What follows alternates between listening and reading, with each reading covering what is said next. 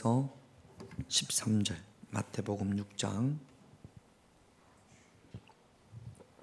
9절에서 13절입니다. 제가 한 절, 여러분들이 한 절 그렇게 교독하겠습니다. 그러므로 너희는 이렇게 기도하라.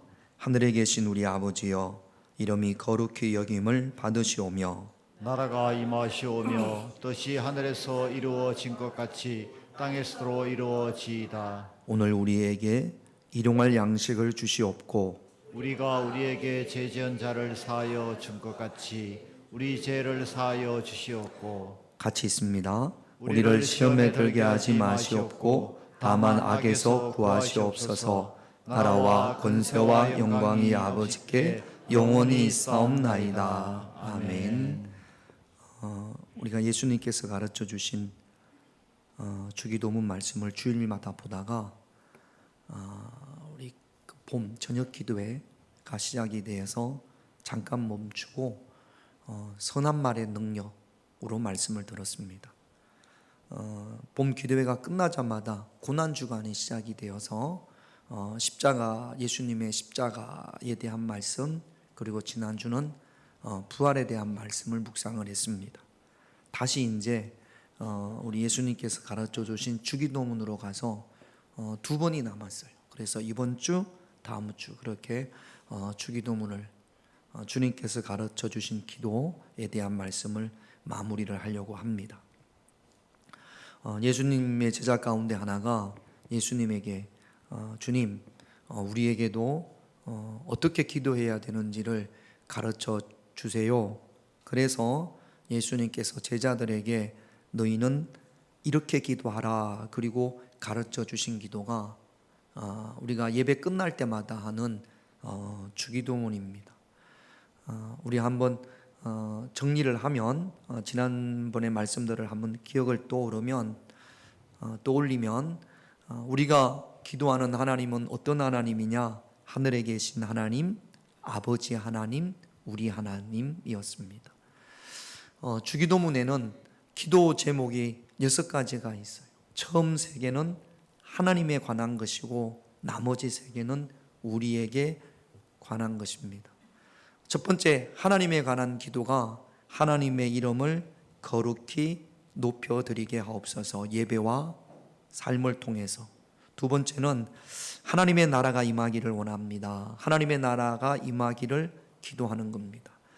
말씀의 다스림을 받아서 하나님의 나라가 임하기를.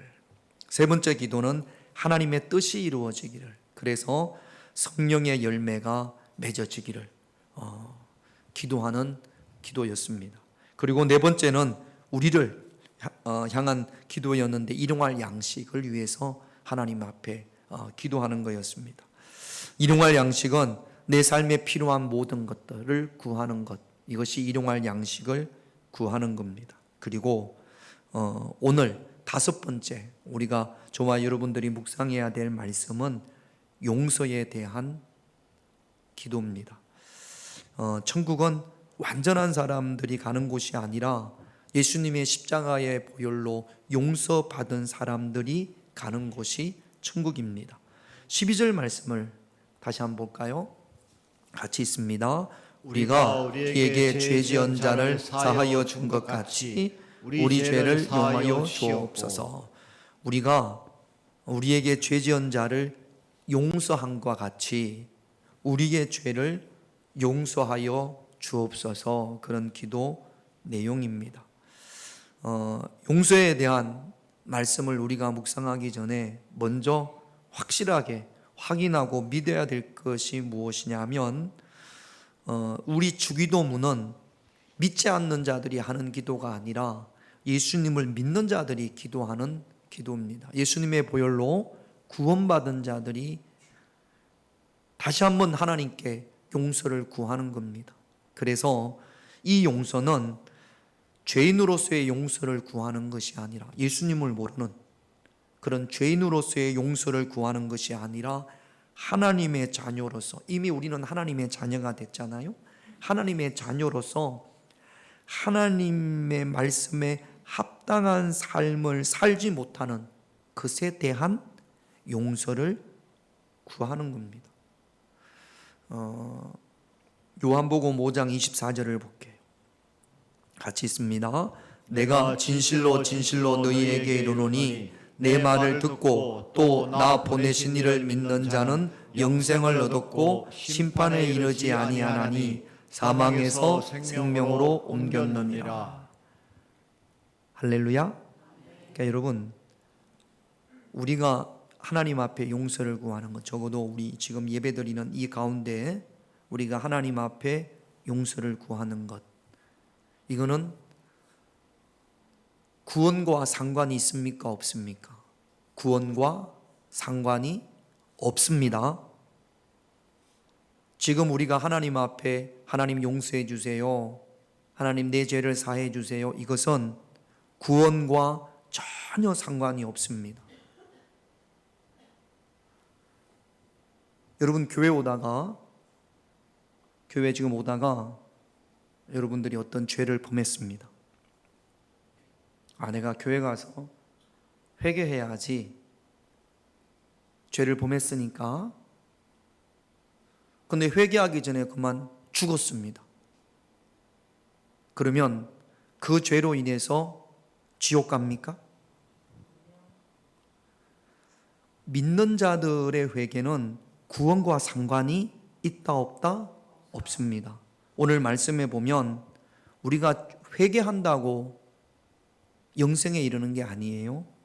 지금 요한복음 5장 24절에 보면 예수님의 말씀을 듣고 믿는 자는 이미 영생을 얻었습니다. 심판에 이르지 아니합니다. 예수님의 말씀을 듣고 믿는 자는 사망에서 생명으로 옮겨졌습니다. 내가 회개하고 내가 하나님 앞에 회개함으로 이렇게 구원받는 것이 아니라 예수님께서 십자가에 달려 돌아가심이, 그것이 구원의 조건입니다. 한 번 더 말씀을 보면 로마서 8장 31절부터 35절을 보면, 자 31절을 제가 보면 마지막에 보면 하나님이 우리를 위하시면 누가 우리를 어떻게 하리요? 대적하리요. 하나님이 예수 그리스도를 우리에게 보내주셨잖아요. 우리는 그 예수님을 믿음으로 구원받았습니다. 이 구원에 대해서 아무도 대적할 자가 없습니다. 또 33절에 보면 하나님께서 택하신 자들, 누굽니까? 나 예수님의 보혈로 구원받은 저와 여러분, 택하신 자들을 누가 능히 하나님께서 택하신 자들을 어떻게 하리요? 고발하리. 정죄할 수 없습니다. 마귀는 구원받은 하나님의 자녀들을 정죄할 수 있는 자격이 없습니다. 또 34절도 보면 누가 정죄하리요? 고발할 수도 없고 정죄할 수도 없습니다. 또 35절에 보면 누가 우리를 그리스도의 사랑에서 끊으리요? 아무것도 우리를 그리스도의 사랑에서 끊을 수가 없습니다. 여러분, 우리는 하나님의 자녀입니다. 할렐루야. 그래서 죄인으로서 하나님 앞에 용서를 구하는 것이 아니라 하나님의 자녀로서 하나님 앞에 매일 용서를 구하는 겁니다. 자, 보세요. 저 보세요. 제 지금 이 양복이 어떤 색깔이죠? 그냥 까만색이라고 합시다. 무슨 색깔? 까만색. 우리가 원래는 까만색이었어요. 죄인이었습니다. 그런데 예수님의 보혈로 그 근본이 바뀌었어요. 제 안에 셔츠, 하얀 셔츠처럼 하얀색이 됐습니다. 자, 요 까만색을 세탁기에 넣고 세탁을 하면 하얘질까요? 안 해질까요? 아무리 세탁을 해도 까맣습니다.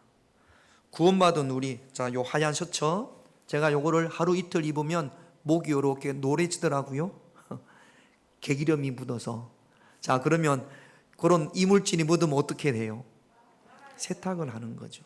그러면 세탁을 하면 이 하얀 묻었던 얼룩들이 어떻게 되죠? 하얗게 되죠. 여러분, 우리는 검은 천으로 까만색으로 하나님 앞에 용서를, 까만색은 아무리 세탁을 해도 까만색입니다. 우리는 이미 예수님의 보혈로 새카만색의 죄인에서 하얀색의 의인으로 하나님의 자녀로 근본이 바뀌어졌습니다. 그러면 하나님의 자녀로서 뭘 하나님 앞에, 자, 예수님의 흘리신 보혈은 우리의 과거의 죄, 우리의 현재의 죄, 앞으로 우리가 미래에 지을 죄까지 모든 죄를 깨끗이 사하시는 그런 능력이 있습니다. 그러면 왜 우리가 하나님 앞에 다 사해졌는데 왜 무엇을 하나님 앞에 용서를 구하는가? 하나님의 자녀로서 합당한 삶을 살지 못한 것, 하나님의 이름을 거룩히 높여드리지 못한 것, 말씀의 다스림을 받아서 하나님의 나라가 임하지 않은 것, 성령의 열매를 맺지 않은 것, 이런 것들을 하나님 앞에 용서를 구하는 겁니다.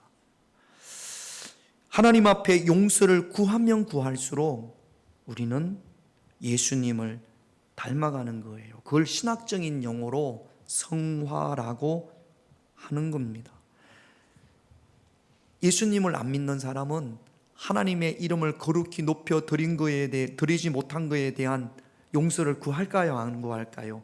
기도의 차원이 다릅니다. 그들은 구하지 않습니다. 그러나 우리는 하나님의 뜻대로 살지 못한 것까지 하나님 앞에 용서를 구하는 겁니다.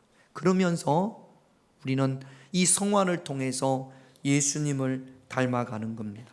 그 변화를 주님께서는 원하고 계시는 겁니다. 그래서 우리는 주님으로부터 날마다 용서를 구하고 또 주님으로부터 용서를 받아야 됩니다.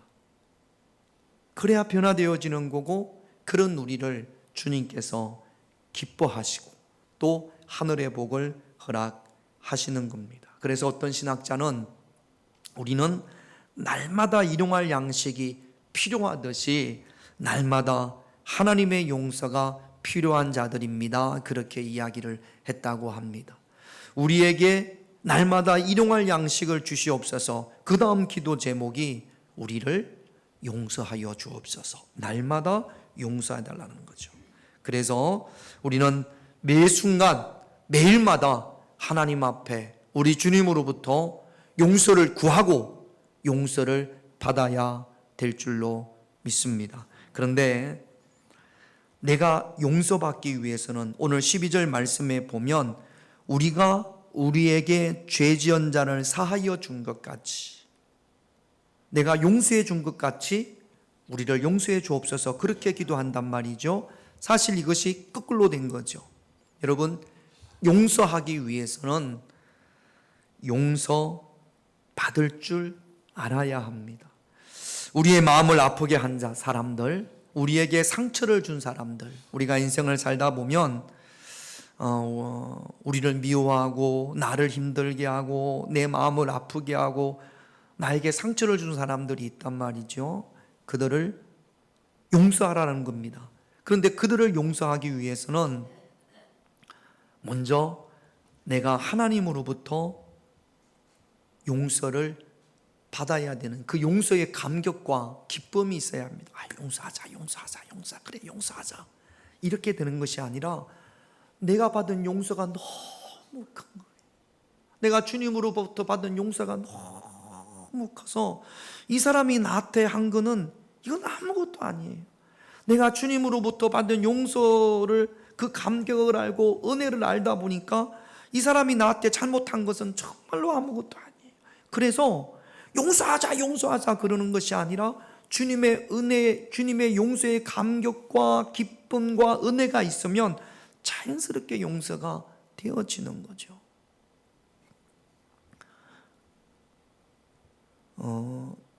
구약에서 하나님이 함께 하심으로 형통한 삶을 살았던 사람이 요셉입니다.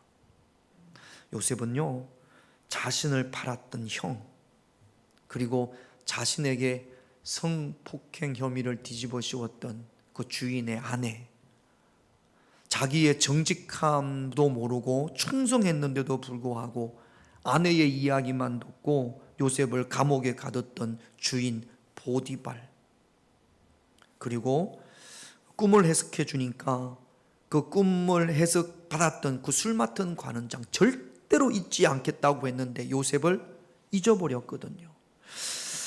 그런데 요셉은 모든 사람들을 다 용서합니다. 자기를 팔았던 형들, 자기에게 누명을 씌웠던 여인, 자기의 정직함을 알아보지 못했던 주인, 자기를 잊어버렸던 그 술 맡은 관원장 다 용서합니다. 여러분, 창세기 41장 51절에서 52절을 볼게요. 창세기 41장 51절 52절 같이 있습니다. 요셉이 그의 장남의 이름을 므낫세라 하였으니 하나님이 내게 내 모든 고난과 아버지의 온 집의 일을 잊어버리게 하셨다 하며 자남의 이름을 에브라임이라 하였으니 하나님이 나를 내가 수고한 땅에서 번성하게 하셨다 함이었더라. 요셉은 국무총리가 된 다음에 아들을 둘 낳습니다. 첫 번째 아들의 이름이 므낫세, 둘째 아들의 이름이 에브라임이에요. 그런데 므낫세의 이름의 뜻이 뭐냐 하면, 따라합시다. 잊어버림, 용서예요. 용서는 잊어버리는 겁니다. 누구를 용서해요? 형들을 용서합니다. 가슴에 원한을 두고 내가 반드시 복수하리라, 이런 마음을 다 잊어버린 거죠. 형들을 용서했습니다. 자기에게 성폭행 혐의를 뒤집어 씌웠던 그 여인을 용서했습니다. 보디발이라는 주인을 용서했습니다. 술 맡은 관원장을 용서했습니다. 마음에 담아두지 않았어요. 용서했습니다. 그랬더니 둘째 아들의 이름이 에브라임입니다.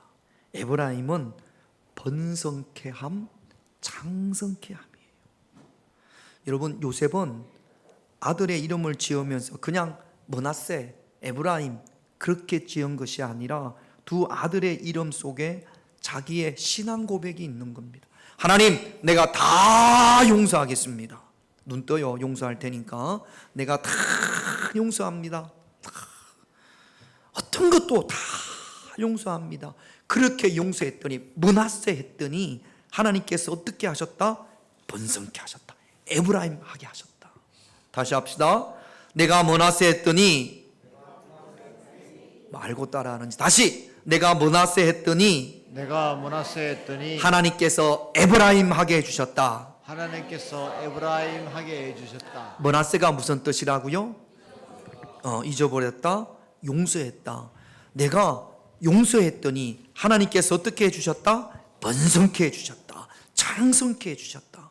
여러분, 이것이 성경의 원리입니다. 하나님이 에브라임 해주면 내가 므낫세 할게요, 이게 아니고, 하나님 내가 용서했습니다, 용서하겠습니다, 용서했습니다. 그랬더니 하나님께서 내게 장성케 해주셨다. 그렇게 지금 요셉이 고백하는 겁니다. 이것이 요셉만의 고백이 되는 것이 아니고 저와 여러분들의 고백이 되어져야 합니다. 오늘 하나님, 내가 므낫세 해야 될 대상, 므낫세 해야 될 환경도 있을 거고요, 사람도 있을 거고요. 어떤 게 있을까요? 하나님, 내가 므낫세 하겠습니다. 지금도 나를 괴롭히고 있음에도 불구하고, 그래서 날마다 용서하는 거죠. 하나님, 내가 므낫세 하겠습니다. 그렇게 할 때 하나님께서 에브라임 응답하시고 축복하시고 장성케 해 주십니다. 여러분, 이것이 성경의 원리입니다. 자꾸 우리는 뒤집어서 하려고 해요. 에브라임 해주면 므낫세 하겠습니다. 에브라임 해주면 므낫세 하겠습니다. 성경의 원리는 아니잖아요. 므낫세 해야 에브라임 해주십니다. 할렐루야. 용서받기 위해서는 먼저 용서받을 줄 알아야 합니다. 우리 용서하면 난 다 용서 내가 받지, 그게 아니고요. 하나님으로부터 용서받지 못한 분들이 있어요. 자, 요셉의 이야기를 조금 더 해보십시다. 이 형들이 10명의 형들이 요셉에 대한 시기와 질투가 있습니다. 어느 날 형들이 집에서 먼 곳으로 가서 양을 치는데 아버지 야곱이 요셉에게 형들이 잘 있는지 안 보고 와라, 그래서 심부름을 시킵니다. 그래서 요셉이 치저, 떡덩어리 이런 거 가지고 형들을 찾아가요. 멀리서 보니까 잘난 체 하는 놈, 동생 요셉, 꼴배기 싫은 놈, 그 요셉이 온단 말이죠. 요셉을 보고 잘 됐어, 저놈을 죽이자. 저놈을 죽이고 아버지한테는 동물한테 잡혀, 짐승한테 잡혀 먹었다고 하자. 그리고는 요셉이 오자마자 아이고 반갑다 요셉아, 동생아 잘 왔다 그러는 게 아니라 잡아가지고 구덩이에 비가 오면 물을 이렇게 담아놓는, 이스라엘은 구덩이가 많습니다. 그러니까 이제 물이 건기가 돼서 물이 다 말라버린 그 구덩이에다가 요셉을 집어 던집니다. 뭐 천천히 친절하게 집어 던졌겠습니까? 확 집어 던졌겠죠. 그리고 나서 위에서, 요셉이 밑에 있고 위에서 형들이 이놈을 어떻게 할 건가? 어떤 형들은 죽이자, 지금 바로 죽이자 그렇게 이야기하고, 또 어떤 형들은 그래도 죽이지는 말자, 죽이자, 죽이지 말자, 죽이자, 죽이지 말자, 막 그렇게 이야기를 했습니다. 그 이야기를 듣는 요셉의 마음은 얼마나 상처가 되겠습니까? 여러분들의 가족이, 형이나 누나나 언니가 여러분들을 죽이자 말자, 죽이자 말자 그런 이야기를 들으면 얼마나 상처가 되겠어요. 마침 그때 미디안 상인들이, 노예 상인들입니다. 노예 상인들이 지나가는 걸 보고 차라리 우리 돈 받고 팔자 그래가지고 요셉을 구덩이에서 건져내서 그 미디안 상인들에게 몇 냥? 한 200만 원 정도 받고 팔아봤습니다. 그러니까 그때부터 요셉이 이제 이렇게 묶여가지고 그 이스라엘 땅에서 애굽까지 간 거죠. 왜 애굽까지 갔냐면 이문이 많이 남으니까 노예가 된 겁니다. 사람을 사고 파는 거죠. 그때부터 요셉은 사람이 아니라 짐승처럼 여겨지는 거죠. 사람을 돈 주고 사고 팔 수는 없잖아요. 그래서 애굽에서 이집트에 가서 노예로 팔렸습니다. 그때부터 노예 생활이 시작이 되는 거예요. 근데 형들 얼마나 원한이 되겠어요. 그 형들을 생각할 때마다 막 원한과 복수심과 이런 것들이 왜 없겠습니까? 시간이 한참 지나서 나중에 성경을 읽어보세요. 요셉은 그 애굽의 국무총리 제2인자가 되어집니다. 그런데 그때 이집트를 비롯한 그 가나안 땅, 고대 건동에 큰 기근이 들었어요. 7년 동안 기근이 들었습니다. 그래서 이스라엘 땅에 먹을 것이 없어서 형들이 이집트에, 애굽에 먹을 것을 구하러 옵니다. 그때 누구를 만나요? 자기들이 팔았던 요셉을 만납니다. 그런데 요셉은 그 형들을 다 용서합니다. 용서하는 이유가 뭐냐 하면 그것이 하나님의 뜻이고 하나님의 섭리라는 사실을 요셉이 깨달았기 때문입니다. 이미 형들을 만나기 전에 요셉은 아들을 낳았잖아요. 첫 번째 아들의 이름이 뭐라고요? 므낫세. 용서했습니다. 용서했단 말이죠. 그랬더니 하나님께서 어떻게 해주셨다고요? 에브라임, 번성케 하셨다고. 이미 용서했습니다. 형님들 다 용서할게요. 아닙니다. 형님들이 나를 팔았다고 형님들 근심하지 마세요. 나를 이곳에 보내신 것은 하나님이십니다. 하나님이 우리 가족을 살리기 위해서 형들을 통해서 나를 이곳으로 보내신 겁니다. 형님들 걱정하지 마세요. 염려하지 마세요. 그러면 다 된 겁니까? 안 된 겁니까? 다 용서가 된 거. 여러분 같으면 어떻게 하겠어요? 여러분들이 동생을 팔았는데 그 동생이 대통령이 됐는데 나중에 여러분들을 걱정하지 마세요. 다 용서했습니다. 염려하지 마세요. 그랬단 말이죠. 그럼 여러분들 마음이 어떻겠어요? 몰라요? 그런 적이 없어서. 여러분 마음이 어떻겠어요? 이게 편안하지가 않네. 이게 믿어지지가 않는 건지. 나중에 아버지 야곱이 죽었습니다. 죽었더니 형들이 불안한 거예요. 그래서 사람을 요셉한테 보냅니다. 창세기 50장 17절 같이 있습니다. 너희는 이같이 요셉에게 이르라. 내 형들이 내게 악을 행하였을지라도 이제 바라건대 그들의 허물과 죄를 용서하라 하셨나니 당신 아버지의 하나님의 종들인 우리 죄를 이제 용서하소서 하매 요셉이 그들에게 하는 말을 들을 때에 울었더라. 거짓말입니다. 아버지 야곱이 죽으면서 요셉한테 이렇게 전해라 그랬다라는 거예요. 형들을, 요셉아, 형들이 너한테 그렇게 악한 짓을 했어도 요셉아 다 용서해라. 자, 요셉은 용서했어요, 안 했어요? 근데 뭘 용서하라는 이야기입니까? 보세요. 요셉은 용서했는데 형들은 용서를 못 받았어요. 여러분, 이게 말이 안 되는 것 같지만 이런 일들이 있어요. 하나님은 용서했는데 나는 용서를 못 받았어. 여러분, 용서받은 사람은, 자, 용서를 받지 못했기 때문에 형들의 삶, 요셉의 형들의 삶은 어땠느냐? 창세기 50장 18절 19절을 볼게요. 같이 있습니다. 그의 형들이 또 친히 와서 요셉 앞에 엎드려 이르되 우리는 당신의 종들이니이다. 요셉이 그들에게 이르되 두려워하지 마소서. 내가 하나님을 대신하리. 용서받지 못한 자의 삶이 어때요? 두려움입니다. 우리는 당연히 용서받고 기쁨으로 즐거움으로 평화롭게 살 것 같은데, 그런데 용서받지 못한 요셉의 형들은, 요셉은 용서했는데 용서받지 못한 이들은 늘 두려움 가운데 있는 거죠. 여러분, 용서받으셨습니까? 하나님으로부터 죄사함을 받았습니까?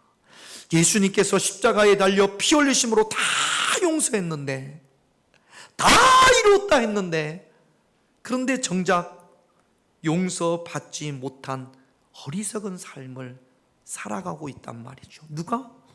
요셉의 형들처럼. 아니, 용서했다고 하는데 얘 왜 용서를 받지 못하지? 용서받음에 확신이 없는 겁니다.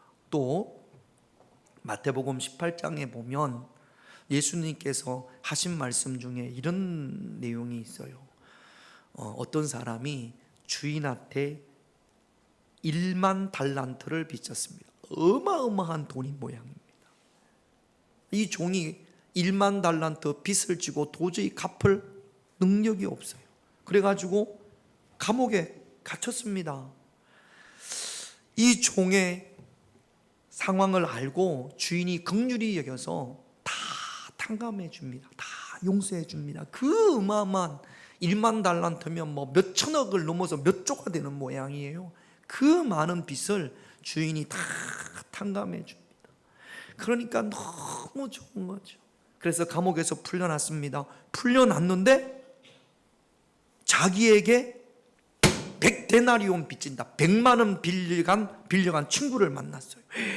이게 내 돈을 빌려가가지고 안 갚았다고 멱살을 끌고 경찰서에 가가지고 고발을 해가지고요, 지는 1,000억 탕감받고 100만 원 빚진 그 친구를 용서하지 못해가지고 경찰에 고발해가지고 감옥에 가뒀단 말이죠. 나중에 이 사실을 주인이 알았습니다. 그래서 그 1만 달란트 빚진 자를 다시 잡아오게 했어요. 그리고는 갚을 때까지 너는 감옥에 있어야 된다. 그리고는 감옥에 넣었습니다. 자, 보세요. 이 1만 달란트 빚진 자는요, 탕감을 받았지만, 용서를 받았지만 용서받지 못한 자입니다. 진심으로 용서받은 자는 용서하는 사람입니다. 할렐루야. 내가 누구를 용서하지 못하는 것은, 용서하지 못하는 것은 내가 아직도 하나님으로부터 참된 용서를 받지 못했기 때문에 그렇습니다. 진심으로 용서받은 자는 용서하는 자입니다.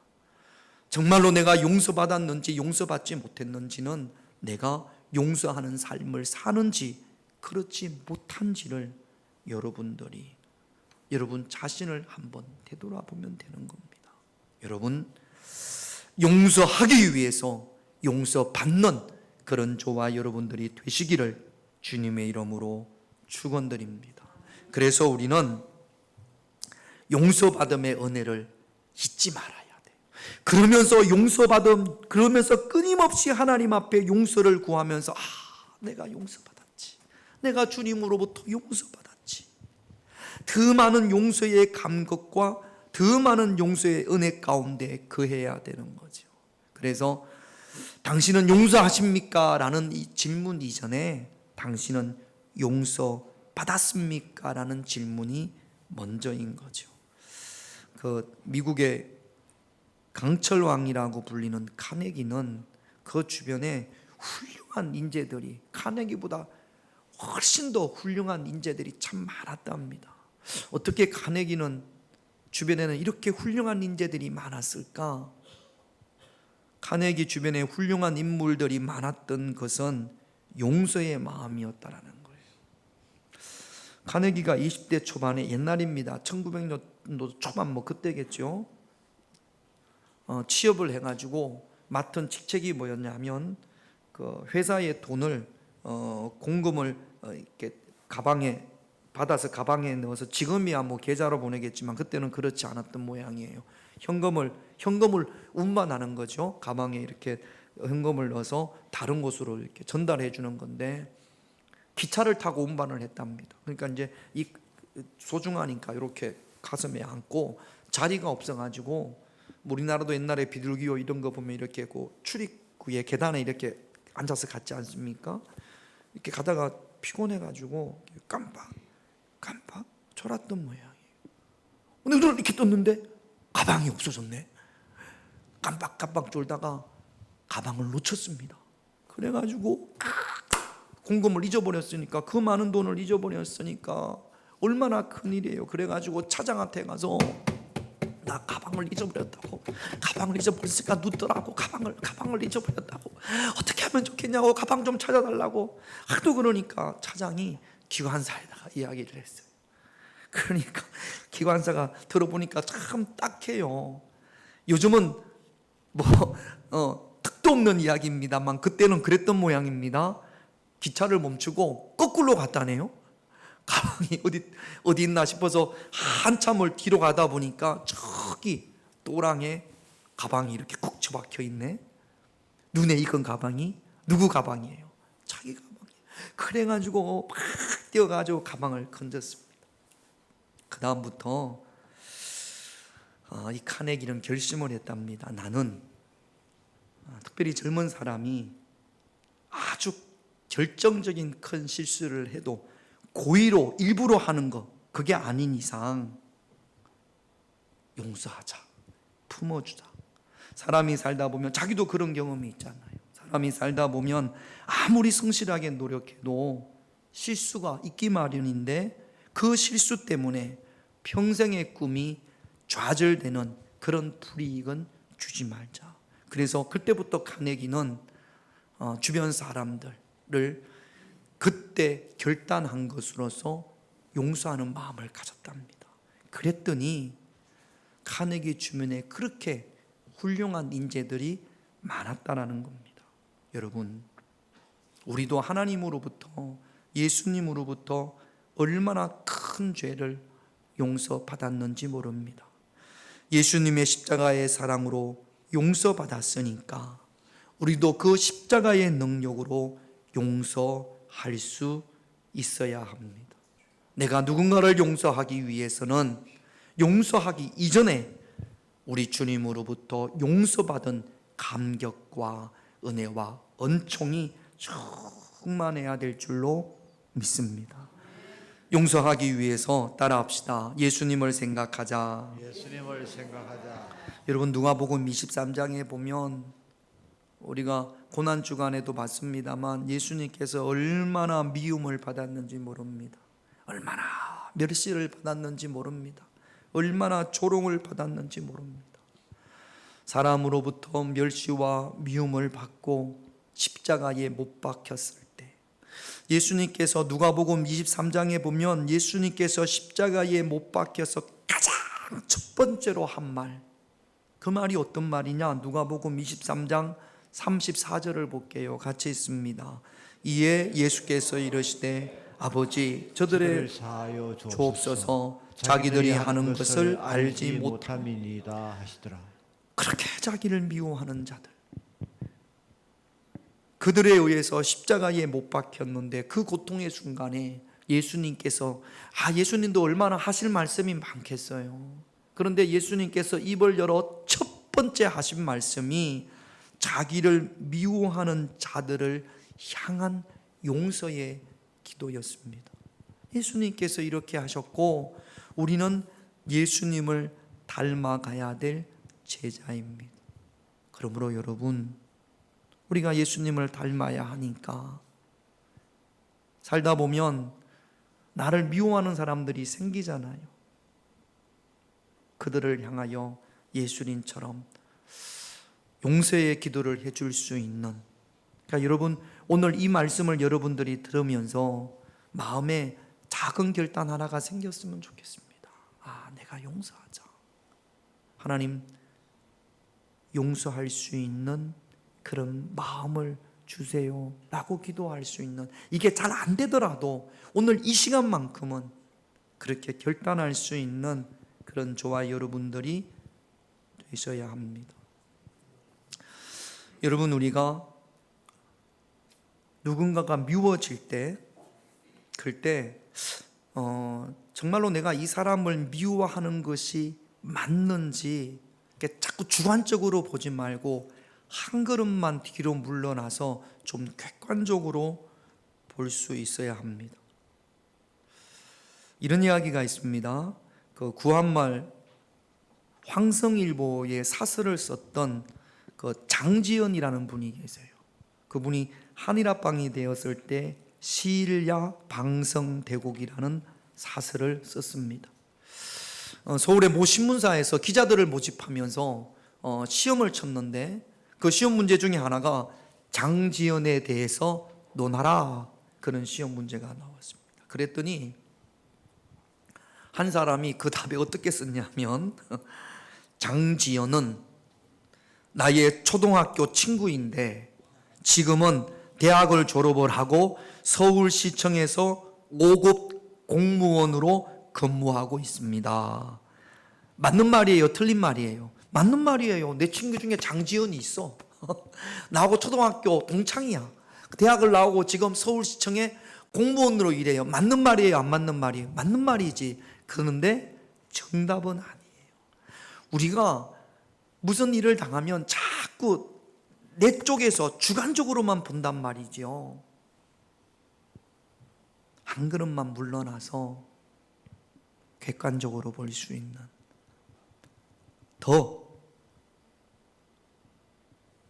은혜로 하나님의 말씀으로 바라볼 수 있는 그런 저와 여러분들이 되셔야 될 줄로 믿습니다.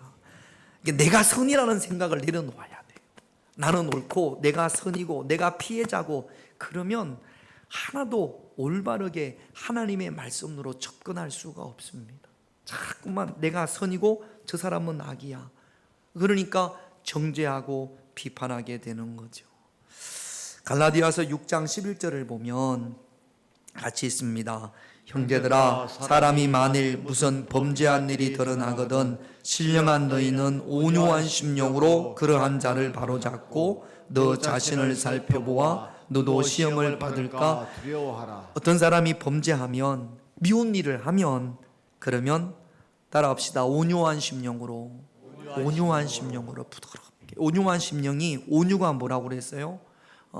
온유가 하나님의 다스림을 받는 겁니다. 프라우스, 하나님의 다스림을 받아서 사랑하는 우리 자녀들을 훈계할 때도, 저도 아빠입니다. 저도 부모이기 때문에, 사랑하는 자녀이기 때문에 자녀들이 잘못하면 이 자녀를 위해서 혼낼 때가 있지 않습니까? 부모님들 저 보세요. 자녀들을 혼낼 때 내 감정이 들어갑니까? 안 들어갑니까?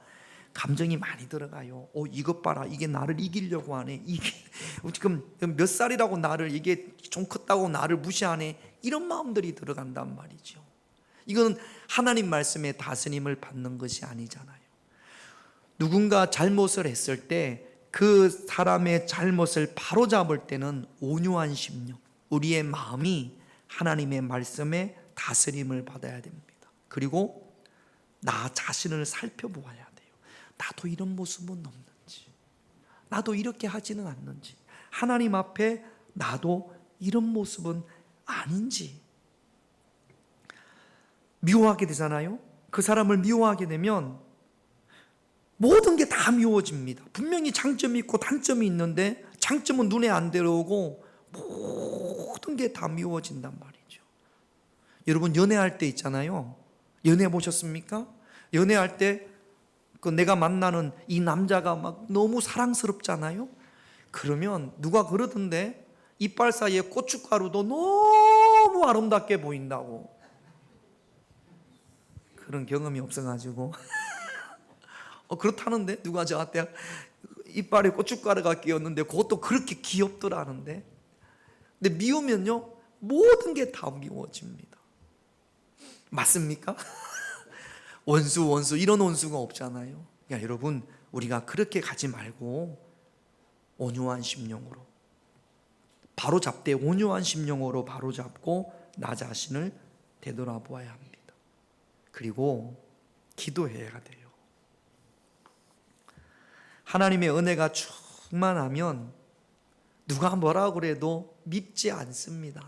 그런데 교회 안에서 자꾸 누가 미워요. 미운 사람들이 많아요. 그건 지금 내 안에 은혜가 고갈되었다라는 거예요. 성령으로 충만하고 은혜가 있으면 나를 향해 돌을 던지는 사람들을 위해서도 기도할 수 있어요. 나를 십자가에 못 박는 사람들을 위해서도 기도할 수가 있어요. 그래서 가정에서 미운 사람이 생기잖아요. 아내가 밉고 남편이 밉고 교회에서 미운 성도들이 생기잖아요. 다른 거 말할 거 없고 내가 지금 기도해야 될 때이구나. 내가 지금 은혜가 많이 메말랐구나. 그게 정답입니다. 세상이 미워지면 내가 기도해야겠구나. 지금 이제 좀 있으면 대통령 선거를 합니다. 그 사람이 나오면 미워져요. 그럴 때 여러분 막 미워하지 말고 내가 기도해야겠구나. 내가 하나님의 은혜로 충만해야겠구나. 그렇게 결단할 수 있는 그런 저와 여러분들이 되셔야 될 줄로 믿습니다. 성경에서 말하는 용서는 추방하다, 멀리 보낸다, 그런 뜻입니다. 마태복음 6장 14절 15절을 볼게요. 같이 있습니다. 너희가 사람의 잘못을 용서하면 너희 하늘 아버지께서도 너희 잘못을 용서하시려니와 너희가 사람의 잘못을 용서하지 아니하면 너희 아버지께서도 너희 잘못을 용서하지 아니하시리로다. 용서하면 머나세 하면 에브라임 하겠다 하는 말씀이세요. 용서하면 하나님께서 복을 주시고 용서하면 하나님께서 응답해 주시겠다, 그 말씀이에요. 이게 맞는지 안 맞는지, 진짜로 이랬는지 안 이랬는지 모르지만 이런 이야기가 있습니다. 우리 그 최후의 만찬을 그렸던 레오나르도 다빈치, 유명한 화가입니다. 그 어디 가면 그 그림이 있잖아요. 식탁에 예수님께서 이렇게 둘러 있는 예수님의 제자들을 이렇게 그리는데 다 그렸습니다. 그렸는데 가룟 유다의 얼굴을 그릴 때 이 레오나르도 다빈치를 그렇게 힘들게 했던 사람이 한 명 있었던 모양이에요. 여러분 그런 사람 있죠? 있어요. 고개를 끄덕이네. 그 사람만 생각하면 그냥 반바지 뚝 떨어져. 그래가지고 가룟 유다를 그릴 때 그 사람 얼굴을 그려놓답니다. 요한호 장로님 누구? 우리 김용래 권사님? 그 사람 얼굴을 그려놨어요. 그리고 이제 예수님의 12제자는 다 그렸어요. 누구 얼굴만 남았냐면 예수님 얼굴만 남았어요. 그래서 예수님 얼굴을 그려야 되는데 아무리 생각해도 예수님 얼굴이 생각이 안 나네. 그래서 한 번은 기도하는 어떤 수도사에게 자기 이렇게 속마음을 다 털어놨습니다. 그랬더니 기도하는 그 수도사가 뭐라고 그러냐면 다빈치, 자네를 괴롭히는 그 친구를 용서하지 않으면 예수님 얼굴을 그릴 수가 없을 것 같네, 그렇게 이야기하더라는 거예요. 그래가지고 다빈치가 하나님 앞에 무릎을 꿇고 하나님 용서합니다, 용서할 수 있는 마음을 주세요, 그렇게 회개했다라는 거죠. 그래서 정말로 그 친구를 다 용서했습니다. 그랬더니 예수님의 얼굴을 그릴 수 있다라는 거죠. 용서는 내가 사는 겁니다. 내가 하나님으로부터 응답받고 축복받고 내 영이 살기 위해서 용서하는 겁니다. 상대방을 위해서 용서하는 것이 아니라 나를 위해서 용서하는 거예요. 므낫세해야 에브라임이 있으니까. 할렐루야. 따라합시다. 므낫세 하면 에브라임 해주신다. 졸다가 지금 눈 뜬 사람은 이게 뭔 이야기인지도 모를 거예요. 용서하면 하나님께서 장성케 하십니다. 에베소서 4장 32절을 볼게요. 같이 있습니다. 서로 친절하게 하며 불쌍히 여기며 서로 용서하기를 하나님이 그리스도 안에서 너희를 용서하신 것 같이 용서하십시다. 또 골로새서 3장 13절 같이 있습니다. 누가 누구에게 불만이 있거든 서로 용납하여 피차 용서하되 주께서 너희를 용서하신 것과 같이 너희도 그리하고. 아멘. 이번 한 주간은 하나님으로부터 많이 용서받고 우리가 하나님 뜻대로 살지 못한 것들이 많이 있지 않습니까? 하나님 앞에 용서를 구하고 용서받고 용서받는 것으로 끝나는 것이 아니라 하나님께서 풍성히 용서하신 그 은혜로 내 이웃들을 용서할 수 있는 그런 저와 여러분들, 용서받고 용서할 수 있는, 그래서 더 많은 에브라임의 축복을 누릴 수 있는 그런 저와 여러분들이 되시기를 바랍니다. 마지막으로 다시 한번 12절, 마태복음 6장 12절 우리 큰 소리로 같이 있습니다.